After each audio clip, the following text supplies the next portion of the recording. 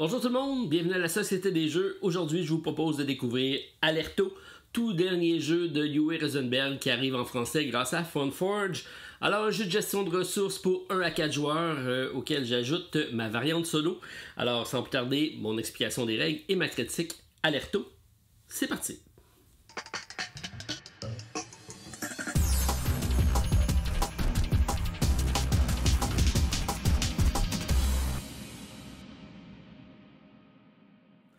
Alors, vous êtes prêts à découvrir Alerto, dernier jeu de Rosenberg qui nous propose donc une gestion de ressources dans laquelle on va avoir à cultiver des champs et à entretenir des moutons. Tout ça pour avoir des ingrédients pour faire de la bière, puisque Alerto est une région du sud de l'Allemagne qui est renommée à travers le monde pour son houblon. Et donc, l'action va se dérouler en 1850. On va devoir être à la tête d'un village pour essayer de le faire prospérer et créer un maximum de richesse pour remporter la partie. Donc, c'est un jeu assez traditionnel euro dans lequel on va avoir beaucoup de ressources à gérer. Alors, Rosenberg est fidèle à lui-même, donc avec son livre de règles, puisque c'est écrit petit, il y a quelques illustrations, il y a beaucoup de textes, il y a beaucoup d'exemples. C'est assez chargé et à première vue, ça peut sembler ardu comme lecture de règles, puisqu'on a un index à la fin avec toutes les cartes, l'explication des cartes. Donc ça c'est bien, mais c'est pas requis pour y jouer. Donc j'ai 24 pages de règles écrites tout petit. Alors ça peut être intimidant, mais sachez qu'il n'en est rien, puisque lorsqu'on a joué à un Rosenberg, on les a tous joués, dans le sens que les points de référence sont toujours les mêmes, c'est facile de s'y retrouver et on y joue une fois et on n'a plus besoin de retourner dans les règles. C'est la beauté de Rosenberg. Donc c'est des jeux qui sont très fluides dans sa mécanique et très instinctifs, donc c'est assez simple à prendre en main. Alors on a un jeu de gestion de recherche de ressources et j'ai ça ici, les ressources qu'on va retrouver dans le jeu, donc fidèle à lui-même également, beaucoup de meeples de toutes sortes de formes qui représentent nos ingrédients. Donc on va avoir un placement d'ouvriers. C'est des cubes qui représentent nos ouvriers. C'est 1 euro traditionnel. Les ouvriers vont nous permettre d'aller chercher, confectionner de la brique et éventuellement donc aller également chercher des moutons, on va les faire en pâturage pour aller faire du lait, récolter de la laine, éventuellement les abattre pour prendre de la viande et de la fourrure. Oui, je sais, on est en 1850, c'est pas tout le monde qui est végétarien. Alors, de l'autre côté, au niveau des champs, on va avoir différentes ressources qu'on va planter, qu'on va cultiver. Et ça, c'est assez bien amené, la façon que les champs fonctionnent dans le jeu. Donc, on va avoir de l'orge, du seigle, du lin et du houblon. Donc, c'est les 3 ressources qu'on va pouvoir comme ça cultiver. On a également une petite fiche d'aide-mémoire qui va expliquer tout ce qui se passe dans un jeu. Donc, cette carte-ci, c'est l'essentiel. Vous l'avez en format pictogramme, si vous préférez, ou en format écrit. Comme ça, en français, c'est assez simple à suivre en français. Et on a comme ça 10 étapes à suivre tout au long des tours de jeu. Ça va se dérouler en 6 tours de jeu. On a un petit plateau ici qui va nous le rappeler. Et on va comme ça avoir une série de ressources, donc de paysans qu'on va placer sur notre plateau principal pour aller faire des actions. Donc c'est un placement d'ouvriers sur le plateau ici principal. Il y a une mécanique de surenchère également qui est intéressante. On va y revenir. Et on va essayer comme ça de faire progresser notre village pour éventuellement le tasser et aller faire le plus d'ouvriers possible, éventuellement des points de victoire assez conséquents, donc avec 18, 34, 50 et 70, on arrive jusqu'au maximum. Tout ça en 16 tours, donc ça demande une bonne gymnastique intellectuelle. Sachez que c'est faisable, je l'ai fait pas plus tard qu'hier.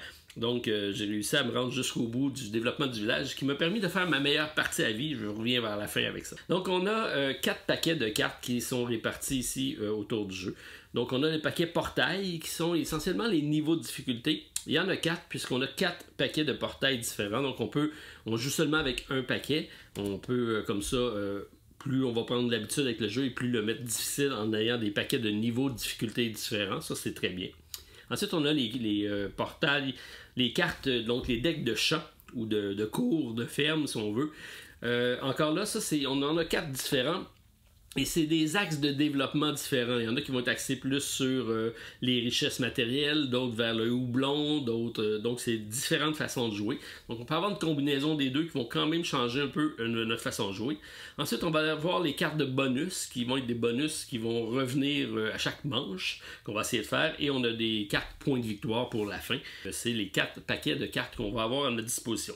Donc, tous les joueurs vont recevoir 4 cartes portail au début de la partie et une carte objectif. Donc, on va pouvoir comme ça sélectionner pour pouvoir débuter notre partie. Chacun va avoir son propre plateau personnel comme ça. Donc, ça, c'est le plateau central. On va tous interagir avec lui, mais ça, on va tous en avoir un. Donc, on va avoir notre maison ici qui va se déplacer avec une petite fenêtre qui va indiquer le nombre d'ouvriers qu'on aura à chaque tour. On va avoir un certain nombre de bâtiments qu'on va essayer de faire progresser. Donc, la menuiserie, la brasserie, la glacière, la boulangerie et le fabricant. Donc, c'est différents bâtiments qu'on va comme ça essayer de tasser pour éventuellement, lorsqu'on va avoir débloqué, commencer à tasser notre village et l'augmenter en expérience si on veut, ce qui va nous donner plus d'ouvriers et éventuellement des points de victoire également. Mais on va être bloqué par une série de roches, donc on va avoir besoin de travailler notre secteur environnant pour pouvoir faire de la place à notre expansion de village.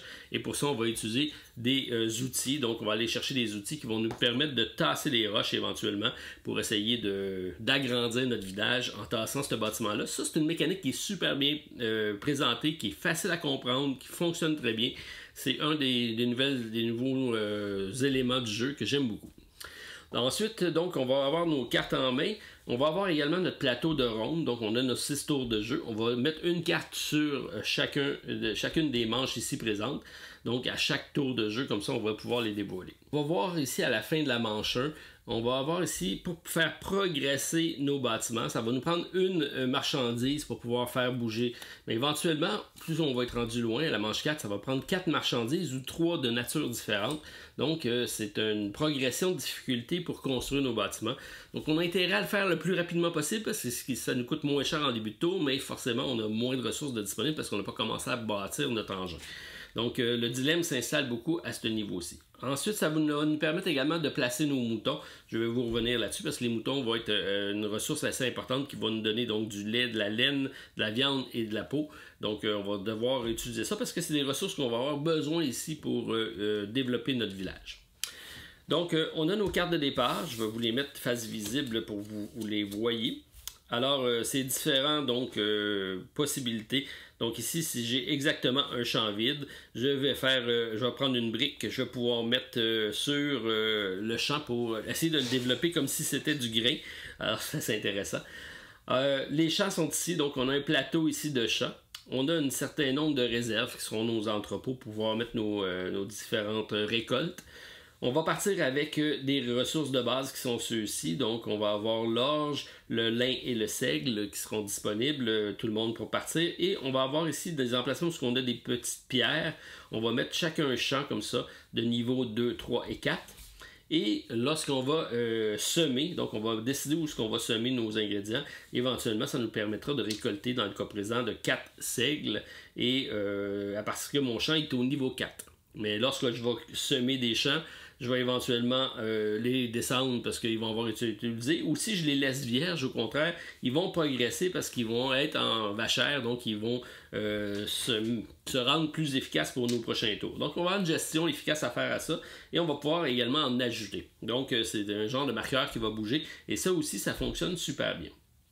Ensuite, on a un plateau ici individuel qui est notre bourse ou nos richesses personnelles. On commence ça ici avec une bague de niveau 0 et éventuellement on pourra ici aller chercher différents bonus, soit par les plateaux, soit par les cartes et eux vont nous donner des possibilités, faire des points de victoire à la fin de la partie, mais également pour pouvoir avancer les bâtiments sans autres conditions en dépassant seulement des richesses. Donc c'est une façon d'accélérer, surtout vers la fin, quand ça commence à être dispendieux. On peut utiliser ça pour faire progresser nos bâtiments et ça c'est toujours avantageux. J'ai également mis ici le petit paquet de cartes qui sont des cartes pour des parties de 1 à 3 joueurs. Ça, on commence à voir ça beaucoup apparaître sur le marché. Donc, une espèce de deck automa qui est disponible, surtout quand on n'a pas le plein nombre de joueurs. Parce que c'est un jeu de 1 à 4 joueurs et plus on est dans un placement d'ouvriers, plus ça devient corsé et difficile. Et pour pallier à cette situation-ci, donc on a les cartes de sections qui vont nous permettre donc de bonifier notre expérience de jeu lorsqu'on y joue. Donc je le mets ici parce que je vous présente une partie en solo, parce que la partie en solo, ça se joue exactement la même chose qu'à 4. Donc souvent à Rosenberg, c'est des parties où on va faire notre propre engin, on a quelques interactions avec les autres, mais c'est assez limité. Dans le cas présent, ça se limite pas mal au plateau central, puisqu'on va aller prendre des actions. Et nos adversaires donc, vont essayer de prendre les mêmes actions. Ça sera plus coûteux y aller une deuxième fois. Donc, si on commence un tour de jeu, je pense que je vais y aller avec l'explication de la carte ici, qui est assez simple. Donc, au premier tour ici, on va commencer par retirer les rangées supérieures. Donc, ça, c'est une mise à niveau du plateau. On commence, on n'en a pas, fait que c'est pas problématique. Ensuite, on va retirer la carte cours de ferme de la manche en cours. Donc, c'est celle-ci. Je vais la mettre ici pour la démonstration. Et on va mettre sur la carte autant de travailleurs, donc d'ouvriers, que le chiffre apparent dans notre fenêtre, qui est ici, on en a 6. Donc je vais récupérer 6 jetons ici, qui vont nos cubes qui vont représenter nos ouvriers, et ça sera pour notre manche les nombres d'ouvriers qu'on aura en possession. Donc 1, 2, 3, 4, 5, 6. Donc vous voyez que plus on va progresser dans le village et plus on va avoir d'ouvriers, donc on va devenir plus performant. Donc ça passe de 6 à 12, donc je peux doubler le nombre d'ouvriers si je suis en mesure de bien gérer mon développement. Donc on a récupéré ça, on a mis ça sur notre personnage. On voit ici que à la fin de la manche, ça va me coûter une marchandise, donc je vais essayer d'aller chercher de la brique pour progresser ici, puisqu'ici ça me prend de la brique ou du seigle, mais ça me prend plus de briques que de seigle, et là comme j'ai besoin juste d'une richesse, ça sera forcément de la brique. Ici c'est la même chose, ça me prend de l'orge plus que du houblon, donc ça va être de l'orge puisqu'on en a juste une. Ici j'ai besoin soit de la viande, soit du lait. J'ai besoin ici soit une des 3 ressources ici et une des 3 ressources qui est ici pour pouvoir avancer. Donc comme c'est juste une ressource, c'est assez simple. Donc on a fait la phase 2 qui est de mettre nos ouvriers disponibles. En phase 3, on va activer nos cartes bonus. On va avoir des cartes ici qui vont apparaître et qu'on va essayer de faire éventuellement. Donc si je vais ici, je vais dépenser 3 houblons. Quand on a une flèche ici, ça veut dire dépenser. Alors à ce moment-là, je vais prendre 3 houblons que je vais enlever de ma réserve et je vais diminuer donc d'autant mes houblons. Je vais aller récupérer ici une pièce d'équipement ici qui va me permettre donc on se rappelle de jouer avec les roches. Et on voit ici qu'il y a un petit icône 3, donc ça veut dire à toutes les phases 3 de jeu, je vais avoir cette action-ci, donc c'est un bonus récurrent à chaque tour. Et en fin de partie, c'est également 3 points de victoire. Donc les cartes ici sont très importantes parce qu'à chaque tour, lorsqu'on arrive au niveau 3, on va activer toujours tous les cartes bonus et on va essayer donc d'en avoir un maximum.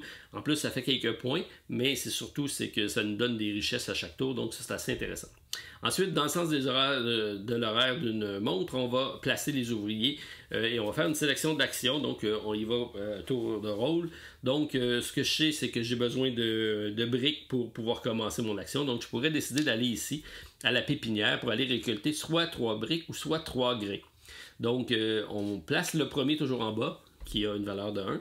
Le deuxième qui voudra aller au même endroit, ben, il va être obligé d'aller sur le deuxième échelon qui coûte 2 et le troisième 3. Donc il y a une progression. L'action n'est pas barrée, mais elle va coûter cher, de plus en plus cher pour y aller. Donc j'y vais ici et ce que je fais, c'est que je vais récupérer 3 briques. Donc à ce moment-là, je prends une brique et je vais le mettre dans mon entrepôt à 3 pour dire que j'ai une valeur 3 dans mes briques. Donc ça m'a permis d'aller faire ma première collecte. Mon adversaire joue. Quand ça revient à moi, je peux continuer. Donc, je vais comme ça, tout simplement, vous les expliquer peut-être en les faisant. Ça va être assez simple, vous allez voir. Donc, si je m'en vais ici, donc ici, ça me permet de glisser jusqu'à 2 champs en rangée 5. Donc, je vais glisser ça en 5. Je vais glisser ça en 5 ici. Et ensuite, je peux prendre un de mes grains et le semer. Donc, je vais prendre ici mon orge, je vais le semer en 5, donc à la phase récolte, je vais pouvoir récolter 5 orges, qui est quand même très bien pour commencer. Mon adversaire joue, c'est à mon tour. Ensuite, si je vais ici, donc je peux récupérer soit un lait ou soit une laine, et je peux faire 2 semences. Il me reste 2 semences, je pourrais décider d'aller là, et comme c'est pas de où, donc si je m'en viens ici, sachant qu'ici je vais avoir besoin de lait, et ici de laine, donc je pense que je vais aller me chercher une laine, que je vais mettre en bas. Donc en bas, c'est tout le temps la valeur 1. Et ici, je peux aller en planter 2. Donc, je vais planter ça et planter ça. Donc, tous mes champs sont plantés. Alors, sachez qu'on peut juste planter les grains et non pas les autres richesses, sauf sur cette carte-ci que je viens d'apercevoir pour la première fois. Donc, je peux aller mettre de la brique sur mes champs et à ce moment-là, aller récupérer de la brique exceptionnellement avec cette carte-ci. Donc, peut-être juste faire montrer les autres cartes. Donc, ici, il faut que j'ai une quantité de lin égale au chiffre de la fenêtre. Donc, dans le cas présent, c'est 6. Et plus ça s'en va, plus ça va être difficile. Ça me permet de récupérer ici 3 seigles. Ici, si j'ai en ma possession 1, 3, 4 ou 6 outils, je peux aller faire 0, 1, 2, 3 de lait. Ici, j'en prends 8 grains de même type pour additionner un mouton. Ce qui peut être intéressant. Donc, on voit ici que j'en ai déjà 5. Fait que je pourrais essayer de me rendre à 8 pour pouvoir essayer de me chercher un mouton. Donc, c'est l'une des possibilités. Mouton, je peux également décider d'y aller d'une autre façon. Donc, je pourrais dire que je vais y aller ici. Donc, je vais aller me chercher un mouton. Les moutons, on voit ici qu'il y a un petit mouton qui apparaît là et ça dit qu'il s'installe sur cette carte-ci. Donc, c'est toujours la flèche qui est indiquée. Sachant que lorsqu'on va enlever cette carte-ci, le mouton, s'il est encore là, il va mourir. Parce que il y a eu une naissance rapide, donc il risque de mourir avant la fin de la partie, à moins que j'utilise des actions du plateau pour pouvoir le déplacer, éventuellement l'emmener jusqu'en bas. Si je l'amène jusqu'en bas, chaque mouton a un point de victoire, et en plus, ils sont protégés, ils ne pourront pas mourir, alors c'est un certain avantage. Bon, à la fin de chaque tour, chaque mouton va me donner du lait, alors c'est important, et là, j'ai pas été m'en chercher, mais sachez que je sais que ça va arriver, donc c'est correct pour moi. Et en plus, je vais me chercher une viande. Donc, je me prends une viande que je vais mettre ici dans ma réserve, ce qui me permettra donc de bien gérer mon plateau. Ensuite, on sait ici que je devrais être quand même pas si mal là-dessus. Alors, je pourrais dire, pour vous montrer quelques exemples, donc si je m'en vais ici, je vais aller me chercher 2 grains, donc je vais aller me chercher 2 grains de la réserve. Alors, je peux me prendre un houblon, puisque j'ai pas de houblon, et je pourrais me prendre une autre orge que je mets ici. Donc, j'ai été me chercher 2 grains. Je peux aller me prendre un lait ou une balle de laine. Donc, je vais me chercher un lait. On voit que j'ai pas mal toutes les ressources ici. Et je peux avancer un mouton d'une manche. Donc, je peux avancer celui-ci. Donc, il va être là pour un tour de plus. Donc, c'est une des actions qui est disponible sur le plateau. Donc, il me reste un seul jeton. Donc, je pourrais décider pour un jeton de ne pas jouer sur le plateau et d'aller me chercher un jeton d'outils comme ça qui me permettra de tasser des ressources. Donc, c'est une des possibilités. Et où je peux continuer d'aller directement sur mon plateau. Donc, si je fais le tour, donc ici, ça me donne un mouton ou une peau. Ici, ça me permet de glisser un de mes artisans, donc de le reculer pour aller me chercher 2 bijoux qui sont ici, donc des richesses. Ici, ça me permet de dépenser un champ, donc j'enlève un de mes champs pour aller chercher un bijou et 3 briques. Ici, c'est 4 briques et prendre un champ. Donc, c'est un nouveau champ que je prends et je le mets directement au niveau 4 si je m'en vais ici. Ce qui peut être bien aussi, tu sais. Je vais y aller. Ça va être fait. Alors, c'est pour l'action ici. Ici, il me permet d'en planter 3. Ici, d'ajouter 1 ou de planter 4. Et donc, ici, c'est pas mal tout semblable. Ici, je dépense du lait pour aller me chercher des moutons. Donc, c'est les possibilités. Lorsqu'on a terminé donc la phase 4 qui est de placer nos ouvriers, on va regarder. Donc, prenez la carte de cours de la ferme qui contenait vos ouvriers et ajoutez-la à votre main. À ce moment-là, la carte que j'ai récupérée ici, elle se rajoute à ma main. Ça, c'est une... donc, à chaque tour, je vais avoir une carte qui s'additionne. C'est bien parce que lorsque je vais les jouer, je vais les mettre dans mon face visible, comme quoi ils ont été réalisés. Là, ils sont face visible parce que je vous les montre. Mais normalement, lorsqu'on les a dans les mains, quand on est prêt à les jouer, on les joue. À n'importe quel temps, on n'a pas besoin attendre à notre tour de jeu pour les jouer. Dès qu'on a les conditions pour les faire, on peut jouer notre carte en n'importe quel temps. Sachez aussi qu'il y a des endroits qu'on peut aller chercher des cartes directement. Donc sur le plateau, j'ai des emplacements ici pour aller chercher une carte. Si je place un ouvrier sur les 4 coins qui sont ici, et je peux y aller une deuxième fois pour 2 ouvriers, aller chercher des cartes. Donc, aller chercher des cartes bonus, c'est sûr que ça peut être intéressant pour aller maximiser nos points. Ensuite, donc, on passe à l'étape 6, qui sont glisser les champs vides d'une case vers le haut. Donc, on voit ici que j'en ai un. Fait que lui, vu qu'il n'y a rien de planté dessus, il va progresser. Et ça me permet également de réitérer l'action pour un champ vide. Donc, avoir un autre champ il y en aura eu un qui... Tous les champs auraient monté de 1, mais il y en a un qui aurait monté de 2. C'est ce que ça dit. Ensuite, je vais moissonner. À ce moment-là, je vais prendre mes richesses, je vais les tasser dans mon entrepôt et je vais descendre le champ correspondant. Donc, je fais ça ici, je descends ça, et je fais ça ici, et je descends ça. Donc, quand on les a cultivés, c'est sûr que les champs, ils ont besoin de se régénérer. C'est pour ça qu'on les laisse vierges de temps en temps pour pouvoir les faire progresser. Ensuite, on va gagner du lait. Donc, chaque mouton va nous donner un lait. Donc, je vais aller chercher un deuxième lait ici. Et ensuite, je peux aller payer pour, de façon simultanée, avancer nos bâtiments. Donc, on a dit ici que ça prenait de la brique. Donc, je me prends une brique pour avancer ça ici. Ici, j'ai besoin d'un orge pour pouvoir avancer. Donc, on se rappelle que c'est 1 parce que c'est la manche qui nous le dit ici. Ici, je peux prendre un lait pour pouvoir avancer ici. Ici, je peux prendre un seigle pour avancer. Et ici, on va y aller avec un autre. Et voilà. Donc, je ne peux plus avancer parce que j'ai des pierres. Donc, avoir eu des outils ici, j'aurais pu les utiliser pour les tasser et continuer à avancer dans la même manche. Donc, c'est pour ça que c'est intéressant de le faire lorsque ce n'est pas dispendieux. Et lorsque j'ai terminé, je vais tout simplement glisser mon bâtiment ici jusqu'à la limite de mon dernier bâtiment. Et on voit ici dans ma fenêtre que je suis rendu à 7. Donc, je suis rendu à 7 ouvriers pour la prochaine manche. Et on continue comme ça de manche en manche. Donc, on va reprendre une carte. On va le faire 6 fois. Donc, lorsqu'on joue à moins de 4 joueurs, on va tourner la carte et on va regarder selon le nombre de joueurs, qu'est-ce qu'on va faire. Donc, ici, on voit en 1. On a le secteur 1, 2, 3 et 4. On voit ici que c'est séparé avec une petite rivière dans le centre. Et ce que ça dit, c'est en 3 ici qu'on va interagir avec le plateau. Donc, la carte va interagir avec cette partie-ci. Normalement, lorsqu'on est plusieurs, on va enlever la rangée la plus utilisée. Donc, si j'ai une condition ici, j'ai rajouté des cubes juste pour vous montrer l'exemple. Donc, on dit qu'on a interagi avec ce secteur-ci. Ce que ça dit, c'est qu'à la fin de chaque tour, on va enlever sur tout le plateau un certain nombre de cubes, mais lorsqu'on joue à moins de 4, c'est seulement dans les cases qui sont marquées par la carte. Donc, en solo, c'est seulement dans le secteur 3. Et je vais enlever comme ça les 3 cubes du haut, ce qui fait en sorte que je viens de libérer un des espaces ici. Ici, j'en ai juste un. À ce moment-là, ici, je l'enlève. Donc, j'ai enlevé les cubes qui sont correspondants au secteur selon la carte que j'aurai tournée. Donc, si on joue à 4, c'est tous les secteurs en même temps. Sinon, on y va avec les secteurs qui sont identifiés ici par la carte.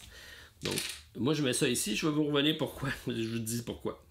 Donc, on va tout simplement, comme ça, alterner les 6 manches pour aller faire progresser notre bâtiment, aller chercher un maximum de ressources et éventuellement, en coulissant, essayer d'arriver pour aller faire ici des points de victoire à la fin de la partie. On a également les champs ici, si on réussit à les avoir visibles. Ça va nous donner également des points de bonus à la fin. Il y a les cartes, donc les cartes de fin de partie, qui sont, j'appelle les cartes de points, qui sont eux qui vont donner un maximum de points. Donc si je dépense, parce que j'ai une flèche ici, 6 houblons et 6 seigles, ça me donne 10 points. Donc dès que je le fais, je mets ma carte et je réalise 10 points. Il n'y a pas de marqueur de points, c'est nos cartes qui vont décider le nombre de points. Et notre plateau, à la fin, on va additionner, selon le marqueur qui est ici, tout simplement le nombre de points dans notre bâtiment, le nombre de moutons, parce que chaque mouton nous donne un point, les bagues, selon où ce qu'on est rendu, ça nous donne des points, les ressources, et là c'est marqué ici 1 sur 5. Donc toutes les ressources que j'ai, 5 ressources équivaut à 1 point, et ça inclut les champs. Donc le champ qui est ici a une valeur de 5, il vaut 1 point parce que c'est 1 sur 5. Donc on va tout additionner les ressources et on va diviser par 5. Ça, c'est du Uwe Rosenberg, donc on aurait pu peut-être s'en passer, mais bon, c'est la façon de faire. Puis je comprends que de bénéficier de monter des champs, c'est quand même intéressant. Et ça permet aussi de marquer des points sur les ressources qu'on n'aura pas utilisées. Et ensuite, c'est les cartes. Donc, chacune des cartes, soit un 10 points, ou soit ici des 8 points, des 3 points, donc selon nos différentes cartes qu'on aura été chercher. Alors, c'est aussi simple que ça, le jeu de Uwe Rosenberg. C'est pour ça que je vous dis que malgré le livret de règles qui est assez imposant, c'est très simple. Donc, c'est sûr qu'on a toutes les différences entre les cartes. Donc, on prend le numéro de la carte 840. Elle va nous expliquer exactement qu'est-ce que c'est. C'est quand même assez simple à comprendre. J'ai même pas eu besoin de me référer jamais à ce livre-là. Généralement, c'est assez clair, les identifications. Donc, en niveau solo, on va alterner comme ça les 6 manches et à la fin, il faut faire, je pense que c'est 100 points pour pouvoir avoir une victoire, puis 110 pour avoir une victoire expert. J'ai réussi à faire 114 hier en allant chercher le bâtiment à son maximum. Ça reste un jeu de score, de pointage. C'est pourquoi j'ai essayé donc de le bonifier. Alors, la façon que je le bonifie, je me rajoute des points pour mon adversaire. Quand j'ai dit que j'ai enlevé les cubes d'un quartier, je les mets sur le secteur de mon personnage ici parce que chaque cube que lui va récupérer, ça va lui donner 5 points pour mon adversaire. Et également, à chaque fois qu'on va interagir avec un secteur du plateau, donc dans le cas présent c'est 3, je prends la première carte ici dessus du parquet et je lui donne, ce qui sera éventuellement des points pour lui aussi. Donc à chaque fois, selon le secteur, il récupère tous les cubes et il récupère la carte correspondante du secteur. On fait le décompte à la fin. Ça devrait être proche de votre balancement, c'est juste que ça ne vous donnera pas forcément une victoire à 100 points. Comme quand j'ai gagné avec 114, lui avait fait 102 points, donc même si j'avais fait 100 points, je n'aurais pas forcément gagné. Alors, ça ajoute un petit peu de piment à la partie sans ajouter de gestion compliquée d'un autre personnage. Donc, on fait tout simplement notre partie, c'est juste qu'on ne sait pas quel pointage on aura besoin à la fin pour vraiment gagner. Ça va être selon ses cartes et ses cubes, et on les voit quand même, les cubes qu'il va actionner. Sachant que les cartes reviennent, il n'y a pas beaucoup de cartes, on peut gérer notre partie en pensant que le secteur 3 il a déjà été interagi, donc je vais pouvoir y aller maintenant, il n'y a pas trop de crainte, malgré le fait qu'il y a des cartes qui vont interagir avec 2 secteurs du plateau. Comme ici c'est 3 ou 4, à ce moment-là on brasse un dé et on va à droite ou à gauche, donc c'est pas forcément vrai qu'on ne viendra pas sur le secteur qu'on aura choisi. Alors c'est pour ça que ça a fait quand même un petit challenge intéressant. En plus, la possibilité d'avoir les decks, les 4 decks différents qui vont ajouter à notre variabilité des parties, c'est assez intéressant. Donc, pour la mécanique du village, le développement du village avec la fenêtre ici et le bâtiment qu'on va coulisser, ça, c'est super bien amené. Également, la gestion des champs ici qui vont nous permettre d'engranger des ressources qu'on va dépenser pour pouvoir éventuellement faire des points. Ça fonctionne super bien. Et l'autre aspect intéressant, c'est d'avoir des placements d'ouvriers qui ne vont pas limiter l'espace, mais qui va faire en sorte que ça va devenir de plus en plus cher d'y aller. Alors, ça aussi, c'est bien amené. C'est sûr que c'est un jeu qui va être à son maximum lorsqu'on va jouer à 4 joueurs, puisqu'il va y avoir beaucoup plus de jetons sur le placement d'ouvriers. Ça va devenir beaucoup plus serré. Donc, ça permet de libérer des espaces, mais pas forcément d'engorger des espaces. Ce qui fait en sorte que c'est intéressant, mais vraiment à 4 joueurs, je pense que c'est là qu'il va être à son meilleur, malgré que le solo fonctionne super bien parce que il n'y a aucun aspect qui est différent dans le mode solo que d'une partie à multijoueur. Donc, pour y jouer, c'est intéressant. Il manquait juste d'avoir quelque chose de plus que simplement le pointage. Bon, j'ai ajouté l'aspect des cubes et des cartes qui vont faire en sorte qu'on ne saura pas exactement c'est quoi le pointage. Donc, ça ajoute un petit piment supplémentaire. Alors, c'était mon explication du jeu Alerto. Donc, toujours intéressant de voir Uwe Rosenberg arriver en français. Donc, merci Funforge pour la localisation en français. Grandement apprécié. J'aime beaucoup me remettre dans les jeux de Uwe. C'est un des premiers jeux solo que j'ai fait avec Agricola. Et à chaque fois que j'y retourne, je dis, je devrais en jouer plus souvent parce que c'est quand même, mécaniquement, c'est des jeux qui fonctionnent super bien. C'est finement, tout ça est finement installé. Et l'équilibrage est parfait dans ces jeux-là. Donc, bravo encore une fois. Et je vous invite à l'essayer, à laisser un commentaire. Pouce en l'air si vous avez apprécié. Commentaire, je vous réponds dans les meilleurs délais. Sinon, on se revoit très prochainement pour une autre vidéo à la Société des Jeux. Bye tout le monde. À la prochaine.